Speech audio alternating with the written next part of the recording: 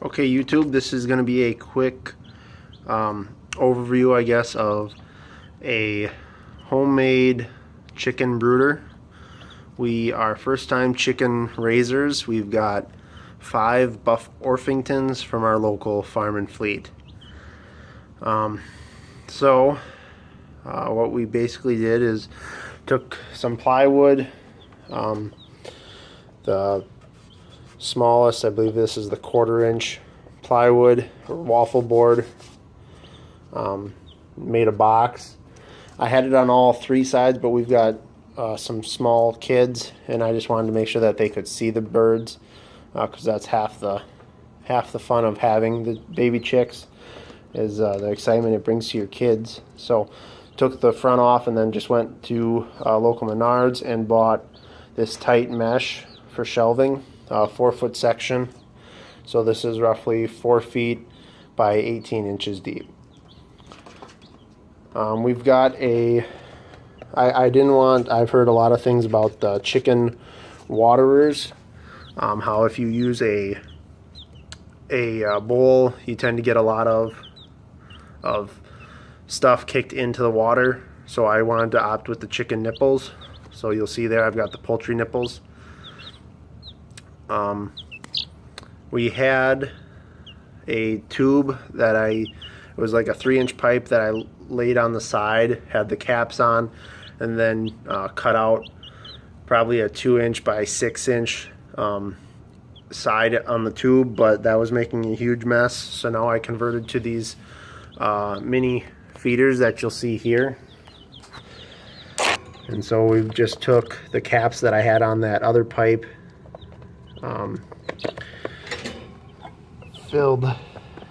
put pop rivets on the back, cut this at a 45. You can probably kind of see it there. And so now, obviously, if they go through all that, the feed from inside the tube will feed down. The cap comes off here for the waterer.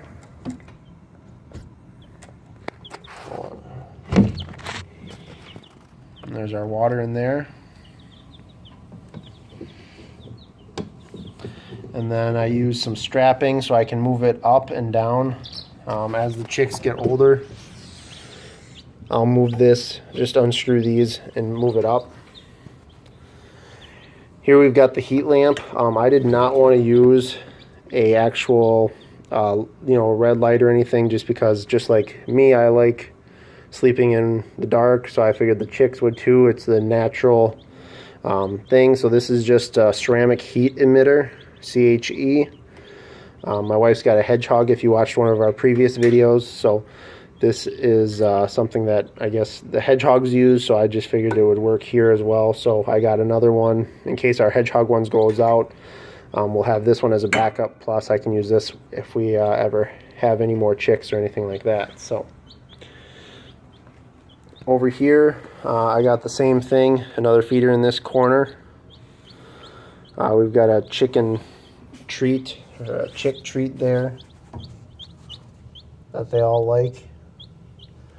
I just put in this rock. We've got a couple branches for them to sit on or to roost on. So far they've been sleeping on the floor at night, but maybe when they get older they'll start sleeping on that. Right now they just play on it during the day, I guess. And then also the swing here, which I've got kind of immobilized. This end they can swing on, but the other end it kind of stays put because of that branch there. Another rock over here that I just got done cleaning off. That's been in here for about a week. I've been making a mess with that.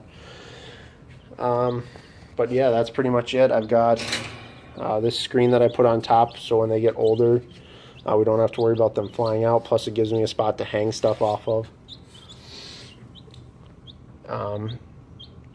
I can move this up, tighten this wire, and it brings the heat lamp up.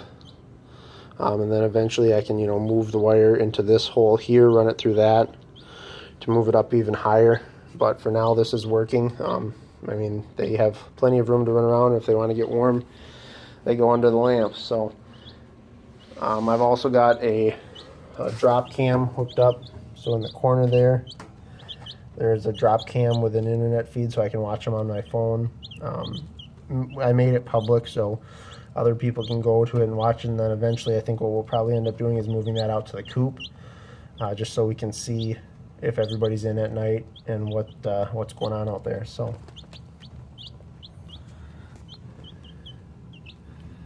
these are 5 Buff Orpingtons,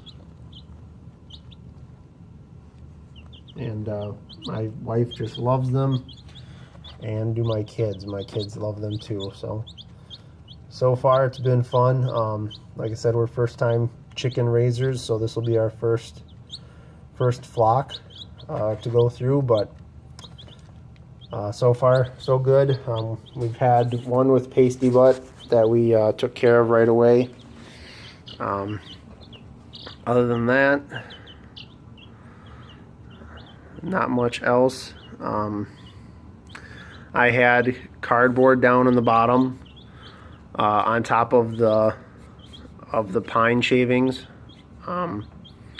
Once that got messy, I took that out, and I had already layered it with newspaper underneath that. So there was newspaper, and I just took out the last of the newspaper, and now I'm putting down padding, or paper towel, roll of paper towel. I gotta do some checking just to see when I should be taking, when they can go back to the pine shavings. This was pine shavings we had from when we had hamsters.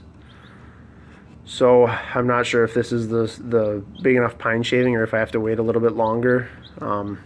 Just because it looks to me like it's probably smaller pine shaving than is suggested for them. So this is the tight mesh too, so that's nice because you don't want kids shoving stuff in there. They can get their fingers in there, but that's about it. So all in all, we're really happy with it so far. At night, we've got a blanket that we keep over the top all day long, and then at night we just fold down the front of it, and you can watch them on the camera there, and they're pretty much all just sleeping in a ball somewhere in there at night. So that is about it.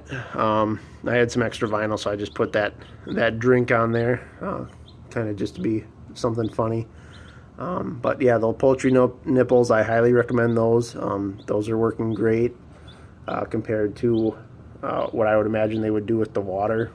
We had a water bowl in there for about 30 seconds when we first got them, just to make sure they were drinking, but they were just, all of them were walking in it and standing in it and everything else. So we took the water bowl out, and they immediately went to the poultry nipples. You can see they got kind of shiny stainless steel nipples on there, so they are attracted to those, so that worked out really well. But here's one last shot of the chickens,